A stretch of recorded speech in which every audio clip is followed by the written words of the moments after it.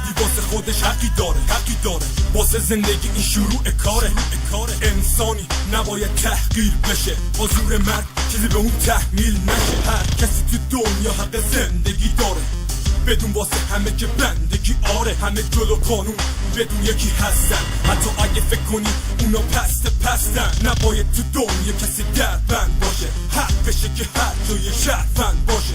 کسی به خاطر دینش محکوم نشه، از حق زندگی محروم نشه. حق هر انحرافی نشه تنها به دار، نکنه انسانی بشه ذلیل و خار. نباید به ترسی از گفتن حرفا، حتی اگه بخوره دستم به دستان. حق با حق داره همیشه بدون، برق آزادی و اصلشان از اون بدون که To my right, we have Mr. Joe Stork, the Deputy Director of the Middle East and North Africa Division with Human Rights Watch. Thank you very much for being here with us. Also, we have Mr. Ahmad Batavi, who is the official spokesperson for human rights activists in Iran. Thank you. And of course, Mr. T. Kumar, Director of International Advocacy with Amnesty International. I also like to take just this 1 minute to extend HRA's gratitude for Human Rights Watch and Amnesty International's presence at this timely press conference. As we all know, both Amnesty International and Human Rights Watch have a legacy of commitment to human rights throughout the world, and it's wonderful to have them here with us to speak about human rights in general and hopefully touch upon some issues that relate to Iran itself. Ladies and gentlemen of the press, human rights activists in Iran strongly condemn the recent crackdown on a number of human rights activists belonging to HRA by Iranian security forces, as well as sweeping internet attacks against its websites and hacking into private and personal computers of its members by intelligence and cyber warfare units of the Islamic Revolutionary Guard Corps. This is a very worrisome development. The treatment of human rights workers as enemies of the state, and also using the full power of the intelligence apparatus by the hardline elements within the government to disrupt reporting of human rights violations in Iran. Despite such clear violations of human rights and virulent propaganda against the HRA, human rights activists in Iran will continue its mission to highlight and report future human rights violations. The raids of March 2 and 3 of 2010 led to the arrest of at least 30 human rights activists. The HRA members and other activists arrested then are being held incommunicado in unknown locations. Their safety and physical well-being is not known. They have not been given access to private attorneys. This wave of arrests was followed by a series of cyber attacks by the cyber warfare units of the IRGC, which they have made known in their own forums. These attacks, some of which were done on American soil, involved hacking into servers used by the HRA, hacking into personal computers and laptops, leading to unauthorized access to membership lists, theft of critical information, and shutting down of more than 25 news and human rights websites. Over the past 2 weeks, a number of official and semi-official news outlets in Iran have done exposés on the human rights groups, especially the HRA, fabricating ties to foreign governments, including the United States, alleging links to the CIA and opposition groups as part of a plan for a soft overthrow.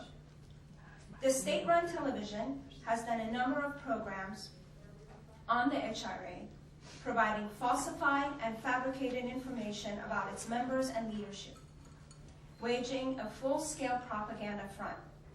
Included in this propaganda are personal photographs illegally obtained from the members' computers, such as birthday parties and social events, shown as evidence of un-Islamic and immoral conduct.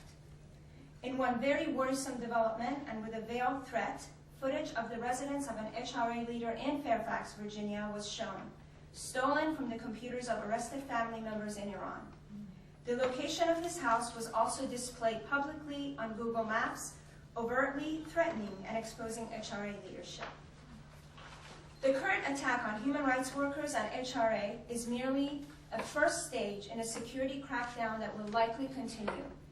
Given that there are 30 members of HRA in prison and under physical and psychological stress, we anticipate the intelligence forces are planning to obtain forced confessions from these victims. These forced confessions will be used to further tighten the security crackdown on these victims and will be used in their sentencing. In an open letter, 200 members of the Iranian parliament praised the cyber warfare units of the IRGC. We anticipate further cyber attacks and other abuses and violations against the human rights group and the HRA in the coming weeks. Thank you for your time. Thank you very much, Leila, for your introduction and for the invitation to be with you this morning, this afternoon. I think it's important for those of us who are active in human rights around the world, for that matter, certainly here in the USA, to take every opportunity to express our solidarity with human rights activists as well as with the broad array of human rights groups and activists trying to work in Iran today. This is a community that is small relative to the very large population, 65 million or so of Iran, but a very important community nonetheless, and one that's become more important over the last number of years.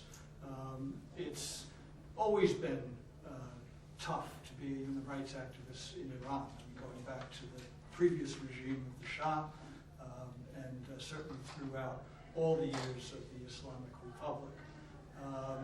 But it's become especially tough in the months, the last 7 or 8 months, following the disputed presidential election of June 12th. And I'm sure we're all familiar with the sort of episodes and events that have transpired in Iran since then.